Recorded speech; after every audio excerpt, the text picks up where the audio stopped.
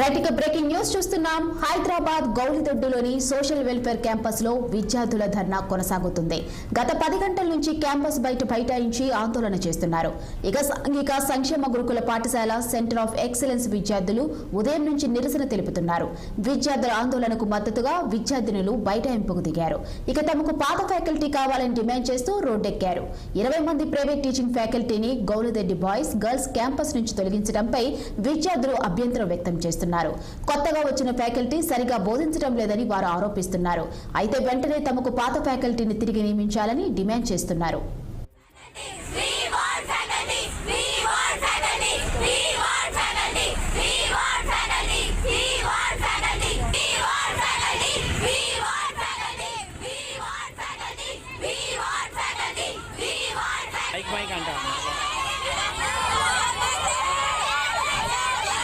తోటి 12,000 పెట్టారు. Books set ఇస్తారు సార్. అయితే ఇప్పుడు ఏమవుతుందంటే వాళ్ళు ఏమన్నారు, మీ ఫ్యాకల్టీ వస్తుంది కానీ దాంతోపాటు మీకు ఆన్లైన్ క్లాసులు ఇప్పిస్తాం, ప్లస్ కొత్త బుక్లు ఇప్పిస్తాం, వేరే సెట్ ఆఫ్ సిరీసెస్. ఆ సెట్ ఆఫ్ సిరీసెస్ కొన్ని 10,000 20,000తో ఉంటుంది. ఆ బుక్లు ఇప్పిస్తాం. మా ఫ్యాకల్టీ వచ్చినప్పుడు ఆ బుక్లు ఎందుకు, మాకు ఆన్లైన్ క్లాసులు ఎందుకు అడిగినా ఇదంతా కాదు. మాకు మొన్న జూన్ టైం నుంచి మాకు ప్రిన్సిపాల్ లేదు సార్. ప్రిన్సిపాల్ లేక అసలు ఎవరికి చెప్పాలో అర్థం కావట్లేదు సార్. ఇట్లా ఫ్యాకల్టీ లేదు, మరి ఈ పరిస్థితి ఉంది, పిల్లలకి అసలు అర్థం కావట్లేదు. జూనియర్ ఎంపీసీ వాళ్ళకి అసలు ప్రిన్సిపాల్ రిటైర్ అయిపోయిండు. అప్పటి నుంచి అసలు లేదు 3 months అవుతుంది. కానీ పక్క క్యాంపస్ మేడంకి ఇన్ఛార్జ్ ప్రిన్సిపాల్ ఇచ్చారు. ఇన్ఛార్జ్ ప్రిన్సిపాల్కి మేము ఏం చెప్తాం, మేడం ఏం చెప్తుంది, నేను చెప్తున్నా అని అంటుంది. అయితే గట్టిగా సార్ని అడిగిన, సార్ ఈ పరిస్థితి ఉన్నది, మరి ఎగ్జాక్ట్ ఎన్ని రోజులు పడుతుంది మా సార్ రావడానికి? ఆ రోజు చాక్ డౌన్ చేసిన ప్రాసెస్ టైంలో ఏం చేసారు, 1 week వెళ్ళిపోయింది. ఇప్పుడు ఈ టైంలో కూడా ఈ స్టార్టింగ్ సెప్టెంబర్ నుంచి కూడా వాళ్ళు ఎవరు వస్తలేరు. మళ్ళీ 1 week అవుతుంది. ఆ 1 week ఈ 1 week మొత్తం కలిపితే 14 days అవుతుంది. ఆ 14 days లాస్ కాదా మాకు? ఎన్ని చెప్పినాం సార్కి, మరి ఇట్లా పరిస్థితి ఉంది సార్, మాకు ఎగ్జాక్ట్గా ఏ టైం నుంచి ఏ టైం దాకా మా సార్లు వస్తున్నారు, గట్టిగా చెప్పండి అంటే ఏమంటారు తెలుసా, it takes of couple of days అని చెప్తున్నారు. ఒక్కసారి ప్రైవేట్ మ్యాథ్స్ సార్ ఒకటే ఉన్నాడు.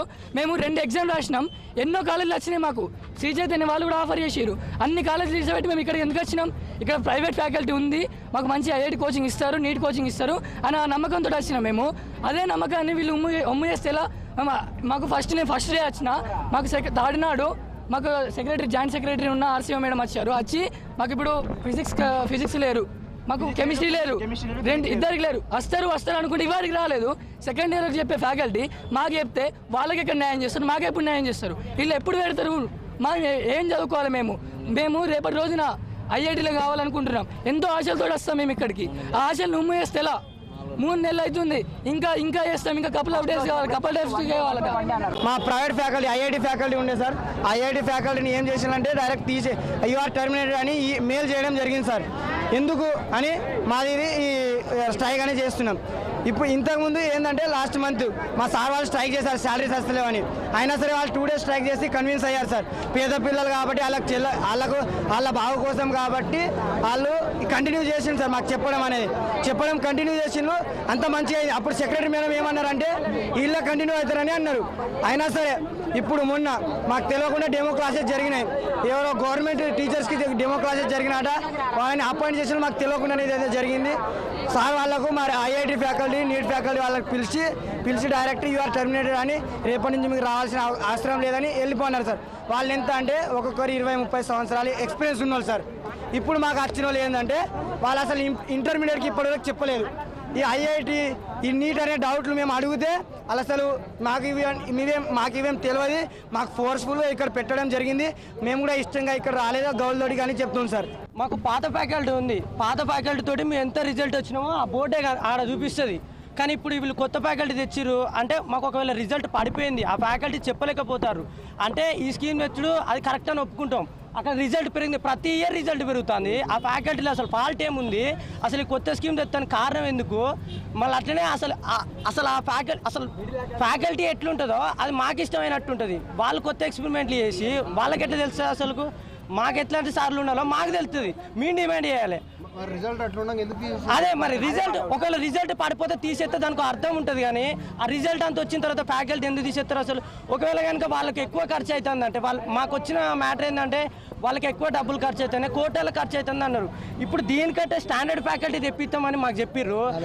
ప్రతి ఒక్కరికి సింగేజ్ మెటీరియల్ ప్రీమియర్ సిఓలలో ప్రతి ఒక్కరికి ఇస్తామని చెప్పిర్రు. అంటే వాటికి అయితే లేవా డబ్బులు? అన్ని కోట్ల డబ్బులు అయితే లేవా? మేము స్టార్టింగ్ నుంచి సార్లతో వాళ్ళతో మంచి కోఆర్డినేషన్ అయినాం. ఫస్ట్ ఇయర్ నుంచి మాకు కోఆర్డినేషన్ మంచిగా కలిసింది.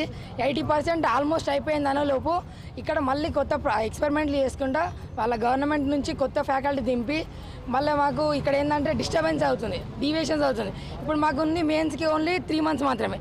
ఈ 3 months అనేది మాకు చాలా క్రూషియల్. ఈ రివిజన్ టైంలో మాత్రం మా ఉన్న ఫ్యాకల్టీ మాత్రం ఉంటేనే మాకు మంచి రివిజన్ అయ్యి మేము డౌట్స్ అన్ని ఎక్స్ప్లెయిన్ చేసుకొని చేయగలుగుతాం. ఇట్లాంటి టైంలో కొత్త ఫ్యాకల్టీ దింపి మా మీద ఇట్లాంటి కొత్త ఎక్స్పెరిమెంట్ చేస్తే మేము ఏమవుతామంటే మా రిజల్ట్స్ మీద దెబ్బతింటాం. కాబట్టి మేమేమనుకుంటున్నాం అంటే ఈ మధ్యలో ఎక్స్పెరిమెంట్లు ఎందుకు చేస్తారో మాకు అర్థమవుతలేదు. ఈ ప్రతి నిమిషం కూడా మాకు ఇంపార్టెంట్ కాబట్టి ఈ టైం వేస్ట్ ఎందుకు చేస్తారో మాకు అర్థమవుతలేదు. మా ఫ్యాకల్టీ మాకైతే కావాలి, మాకు కొత్త ఫ్యాకల్టీ ఇట్లాంటివి ఏమొద్దు. కాబట్టి మా డిమాండ్ ఏంటంటే మా ఫ్యాకల్టీ మాకుండి ఎప్పటిలాగానే యథావిధిగా జరిగితే మాకు వచ్చి ఇంతకుముందు కూడా ఆగస్టులో ఒకసారి జరిగింది ఇట్లనే. అప్పుడు ఏమన్నారంటే హామీ ఇచ్చిళ్ళు మీ ఫ్యాకల్టీ మీకేం ఉంటుంది అని అడిగిళ్ళు. కాకపోతే మళ్ళీ మొత్తం మొన్ననే టర్మినేట్ చేసి పడేసిళ్ళు. కాబట్టి ఇప్పుడు ఏంటంటే మా డిమాండ్ ఏంటంటే సెక్రటరీ మేడం మా ముందుకు వచ్చి అసలు ఏంటి ప్రాబ్లం ఏంటి, ఎందుకు ఇట్లా చెప్తాలో మాకు మొత్తం క్లారిటీ ఇచ్చి డౌట్స్ అని ఎక్స్ప్లెయిన్ చేసి మాకు మంచి క్లారిటీ ఇచ్చి మళ్ళీ పాత ఫ్యాకల్టీని దింపి యథావిధిగా జరగాలని మేము కోరుకుంటున్నాం. 1.5 month నుంచి తీసేస్తాం ఉంచుతాం అని చెప్పారు. ఉంచి మొన్న తీసేసిర్రు. కారణాలు ఎందుకు చెప్పారు? ఏం చెప్పారంటే ఇంతకన్నా బెస్ట్ ఫ్యాకల్టీని పెడతామని అన్నారు. గవర్నమెంట్ ఫ్యాకల్టీ ఇంతకు ముందు ప్రైవేట్ ఫ్యాకల్టీ ఉన్నారు, ఇప్పుడు గవర్నమెంట్ ఫ్యాకల్టీని తీసుకొస్తామని చెప్పారు. వచ్చినాక వాళ్ళు మాకు నీట్ లెవెల్ చెప్తలేరు, ఐఐటి లెవెల్ చెప్తలేరు, ఐపీఈ లెవెల్ కన్నా తక్కువనే ఉంది. ఇంకా ఎట్లా మమ్మల్ని డౌట్స్ అడుగుతున్నారు. మా డౌట్స్ కి రేపు ఆన్సర్స్ చెప్తున్నాం అంటున్నారు, లేకపోతే రోడ్ పైన అంటున్నారు. సార్ ఒక స్టూడెంట్ ఈ ఏజ్ లో కన్ఫ్యూజ్ అయిందంటే అర్థం ఉంటుంది. ఆ డౌట్స్ ని క్లారిఫై చేయాల్సింది ఎవరు? టీచర్స్. అదే టీచర్స్ కన్ఫ్యూజ్ అయితే మా పరిస్థితి ఏంటి ఇప్పుడు చెప్పండి. ఇప్పుడు ఏమంటున్నారంటే వీళ్ళు ఒక్కరోజు వచ్చిండ్రు కదా, ఒక్కరోజు వచ్చి మీరు ఎట్లా అంటున్నారు? కానీ సార్ ఒక్కరు వచ్చినా ఎట్లా ఒక్క రోజుకి ఎట్లా అని అంటున్నారు కదా, మరి అన్నం ఉడికితో లేదో ఒక్క గింజతో తెలుస్తుంది కదా సార్. మరి ఒక్క రోజు ఎక్స్ప్లెనేషన్కి స్ట్రైక్ దిగినామంటే ఇంకొన్ని రోజులు సాగితే ఇంకా మా పరిస్థితి ఏంటి? మేము ఇంకెట్లా చేస్తామో ఆలోచించండి. ఒకవేళ వాళ్ళు చేయకపోతే దీంట్లో ఎంత దుర్మార్గం అంటే మీకు ఒక ఎగ్జాంపుల్ చెప్తా అండి. శ్రీ చైతన్య ఉంది, నారాయణ ఉంది, అలాగే ప్రైవేట్ విద్యా సంస్థలు అంటే ధనాన్ని వెచ్చించి మరి పిల్లల్ని చదివించుకొని మంచి ఉన్నత చదువులు చదివించి ఉద్యోగాలు, ప్రత్యేకమైన ఉద్యోగాలు ఏదైతే తెచ్చుకుంటారో అలాంటి ధనవంతుల కుటుంబాలకు ఉన్నటువంటి పేరెంట్స్కు, తర్వాత ఇక్కడ పేద మరి పేరెంట్స్కు తేడా ఉంది.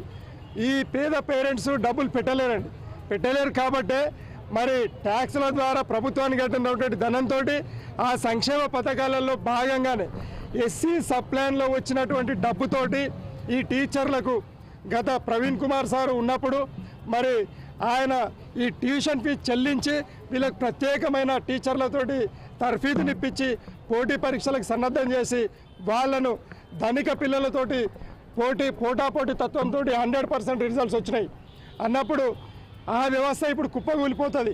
ఈ పిల్లలు పోటీ పరీక్షలకు రెడీ కారు.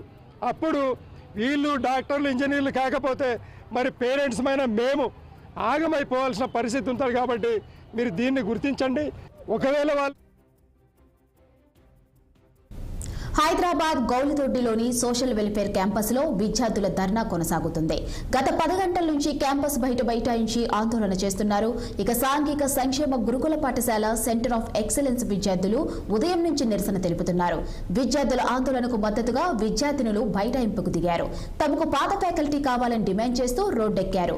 20 మంది ప్రైవేట్ టీచింగ్ ఫ్యాకల్టీని గౌలిదొడ్డి బాయ్స్ గర్ల్స్ క్యాంపస్ నుంచి తొలగించడంపై విద్యార్థులు అభ్యంతరం వ్యక్తం చేస్తున్నారు. అయితే కొత్తగా వచ్చిన ఫ్యాకల్టీ సరిగా సరిగ్గా బోధించడం లేదని వారు ఆరోపిస్తున్నారు. వెంటనే తమకు పాత ఫ్యాకల్టీని తిరిగి నియమించాలని డిమాండ్ చేస్తున్నారు. ఇక ఇదే అంశంపై మరింత సమాచారం మా ప్రతినిధి శ్రీనివాస్ ఫోన్ లైన్లో అందించేందుకు సిద్ధంగా ఉన్నారు. చెప్పండి శ్రీనివాస్, గౌల్దొడ్డిలో విద్యార్థుల ధర్నాపై అధికారులు స్పందించారా? దీనిపై పూర్తి డీటెయిల్స్ ఏంటి?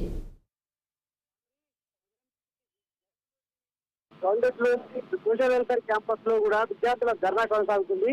అయితే గౌల్దొడ్డి సాంఘిక సంక్షేమ గురుకుల పాఠశాల సెంటర్ ఆఫ్ ఎక్సలెన్స్ విద్యార్థులకు సంబంధించిన ఈ ఆందోళన జరుగుతున్న బస్సు అయితే ఏదైతే ఈ ఫ్యాకల్టీ 20 మంది ఫ్యాకల్టీని గౌల్దొడ్డి బాయ్స్ కరికులం నుంచి తొలగించారని, అదేవిధంగా గర్ల్స్ క్యాంపస్ నుంచి కూడా అధికారులు తొలగించారని, ఈ నేపథ్యంలో కూడా మళ్ళీ నియమించాలి. కొత్తగా వచ్చిన ఫ్యాకల్టీ తోటి మాకు ఏదైతే ఈ బోధన సరిగ్గా అర్థం కావట్లేదు కాబట్టి ఖచ్చితంగా పాత ఫ్యాకల్టీనే మళ్ళీ మాకు నియమించాలంటూ కూడా ఆందోళన చేస్తున్నారు. అయితే ఉదయం నుండి ఆందోళన చేస్తున్న విద్యార్థులకు మద్దతుగా విద్యార్థులు కూడా ఏదైతే క్యాంపస్ ముందు ధర్నా చేపట్టిన పరిస్థితుంది. సో ఈ నేపథ్యంలో కూడా తమకు పాత ఫ్యాకల్టీ వచ్చే వరకు కూడా ఆందోళన కొనసాగిస్తూ విరమించేది లేదంటూ కూడా క్యాంపస్ ముందు వాళ్ళు ధర్నా చేసిన పరిస్థితి. అయితే ఉదయం నుండి కూడా రోడ్డుపై కూడా బయటికి విద్యార్థులు మాత్రం ధర్నా చేస్తారని చెప్పొచ్చు. అయితే ఖచ్చితంగా తమకు పాత ఫ్యాకల్టీ నియమించే వారు కూడా ధర్నా విరమించడం కొనసాగిస్తామని కూడా వాళ్ళు భీష్మించుకొని కూర్చున్న పరిస్థితి కనిపిస్తుంది. ఇప్పటివరకైతే అధికారులకు సంబంధించిన వాళ్ళ నుండి ఎలాంటి స్పందన అయితే రాలేదు. అయితే విద్యార్థుల ఆందోళన అయితే కంపల్సరీ అయితే కొనసాగుతుందని చెప్పచ్చు.